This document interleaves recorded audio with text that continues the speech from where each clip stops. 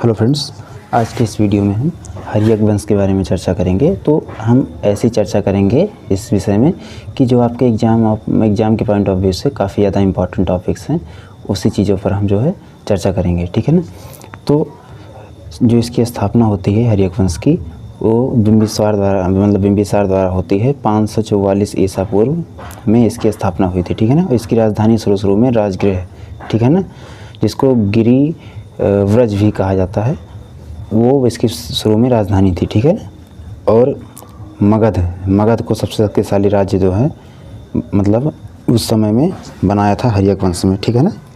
उसके बाद जो है अगर हम इसके प्रमुख शासक की बात करें तो सबसे पहले तो बिंबिसार आता है, ठीक है ना। और जो इसका शासनकाल रहा था वो 492 ईसा पूर्व से मतलब 544 ईसा पूर्व के मतलब इसी के शासन इसी के दौरान में रहा था, ठीक है ना। उसके बाद 15 वर्ष की आयु में जो है बिंबिसार जो है गद्दी पर बैठा था, ठीक है ना। ये आपको ध्यान रखना है। और सैन्य उपाधि धारण की थी और राजधानी जो है राजगृह ये तो बता ही चुका हूँ। उसके बाद जो है अंगराज के राजा ब्रह्मदत्त को हराकर अंग को जो है मगध में मिलाया था इन्होंने बिंबिसार ने।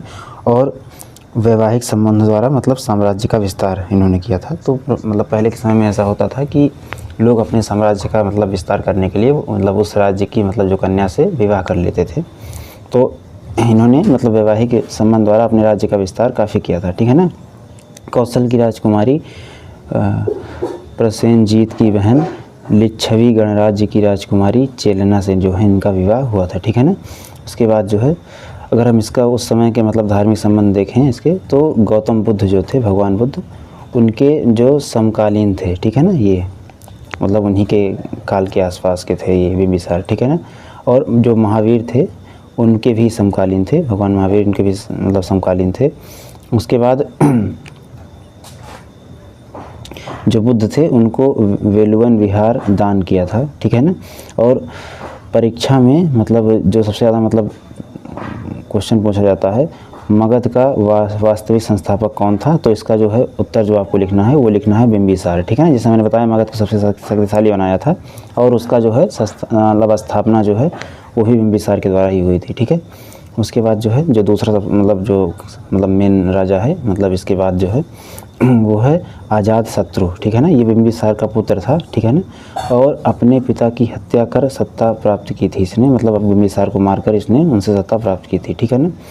और कौशल और लिच्छवी से इन्होंने युद्ध किया था, वज्जी संघ पर विजय प्राप्त की थी। और जो इनके समय में जो सैन्य आविष्कार जो सबसे महत्वपूर्ण माना जाता है वो रथ मुसल, कांटेदार जो रथ होता है, और महाशिलाकंटक जो पत्थर फेंकने का एक यंत्र है, ये इनके समय में इसका वो हुआ था, ठीक है ना। उसके बाद जो है जो अगर हम इनके समय में धार्मिक कार्य की बात करें तो बुद्ध के महानिर्वाण 483 ईसा पूर्व के बाद प्रथम बौद्ध संगीति का आयोजन जो है इन्होंने करवाया था, ठीक है ना। उसके बाद जो स्थान था उसका वो सप्तपर्णी गुफा जो उसका स्थान था, ठीक है ना। उसका अध्यक्ष कौन था, महाकश्यप, ठीक है ना। उसके बाद अगर हम आगे बात करें तो जो अगला राजा है वो है उदयनिधि, ठीक है ना। ये हर्यक वंश का अगला राजा, ये अजातशत्रु का जो है ये पुत्र था, ठीक है ना। और राजधानी को राजगृह से पाटलिपुत्र जो है इसने स्थानांतरित किया था। ये बहुत इंपॉर्टेंट टॉपिक है कि जो जो पहले राजगृह इसकी राजधानी थी मगध की, उसको हटा करके इसने पाटलिपुत्र को नई राजधानी बनाई थी, ठीक है ना, ये उदयन ने, ठीक है ना। उसके बाद पाटलिपुत्र जो है ये आगे चल के मौर्य साम्राज्य की राजधानी बनी, ठीक है ना। वही पाटलिपुत्र जो अभी हर्यक वंश की जो राजधानी है वो आगे चल के मौर्य वंश की भी राजधानी बनी थी, ठीक है ना। और पाटलिपुत्र जो है वर्तमान में पटना के नाम से जाना जाता है इसे, ठीक है। और जो उसका अंतिम शासक था हर्यक वंश का, वो था नागदासक, ठीक है ना। ये बहुत कमज़ोर शासक था हर्यक वंश का। और उसके मंत्री शिशुनाग ने सत्ता जो है नागदासक से छीन ली थी। इस प्रकार जो है हर्यक वंश का अंत हो गया था 412 ईसा पूर्व, ठीक है ना। लगभग इसी में इसका अंत हुआ था, ठीक है। अगर हम उस समय प्रशासनिक व्यवस्था की बात करें तो राजा जो है उस समय सर्वोच्च शासक माना जाता था। उसके बाद जो अमात्य यानी मंत्री प्रशासन में सहायक होता था। सेना जो है, सेना मतलब जो अस्थाई सेना का संगठन व्यवस्था विकसित, मतलब ये सब मंत्री जो है ये सब करता था। और सबसे सर्वोच्च मतलब जो शासक राजा था, ठीक है। उसके बाद उस समय धार्मिक महत्व की बात करें तो बिंबिसार और अजातशत्रु जो हैं ये बौद्ध धर्म से मतलब ज़्यादा मतलब रिलेट करते थे, ठीक है, मतलब ज़्यादा उसको मानते थे। बौद्ध धर्म का संरक्षण, जैन धर्म का भी संरक्षण और प्रथम बौद्ध संगीति हर्यक काल में, ठीक है ना। तो बौद्ध धर्म और जैन धर्म इन्हीं दोनों से ज़्यादा मतलब उस समय संबंध था उस काल में, लोग मतलब हर्यक वंश का, ठीक है ना। और प्रथम बौद्ध संगीत जो है हर्यक काल में ही हुई थी, ठीक है ना, ये बात आपको ध्यान रखना है, ठीक है। उसके बाद हर्यक वंश का महत्व क्या है एग्जाम के पॉइंट ऑफ व्यू से, तो मगध की मतलब मगध साम्राज्य की नींव जो है हर्यक वंश में ही रखी गई थी, ठीक है, ये बात आपको ध्यान रखनी है। पाटलिपुत्र को सबसे पहली जो मतलब नई राजधानी जो बनाई थी वो मतलब वो हर्यक वंश में ही बनाया गया था, ठीक है। उसके बाद बौद्ध और जैन धर्म का जो संरक्षण मतलब विशेष रूप से हर्यक वंश में ही हुआ था, ठीक है।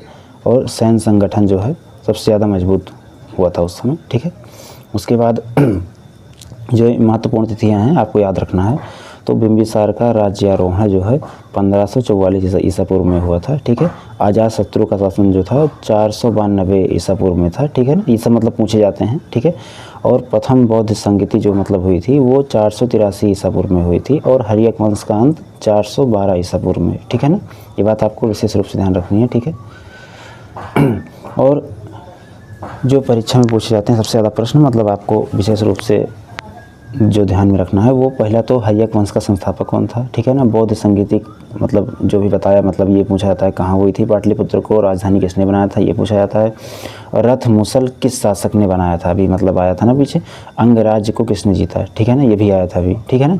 तो इन सब मतलब बातों को आपको ध्यान में रखना है। और हर्यक वंश से जो मतलब लगभग जो सबसे इम्पॉर्टेंट टॉपिक्स जो ज़्यादातर एग्जाम में पूछे जाते हैं वो यही सब हैं। अगर इनको आप अच्छे से समझ लेंगे तो इस मतलब टॉपिक से संबंधित आप जो सारे प्रश्न का जवाब आसानी से दे पाएंगे, ठीक है। धन्यवाद।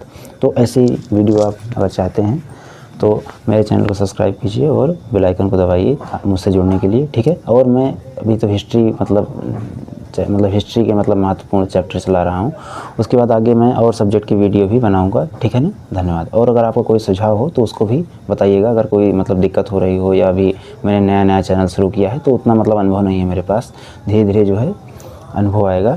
और अगर आप कोई राय देना चाहते हो तो आप कमेंट में राय दे सकते हैं, ठीक है। धन्यवाद।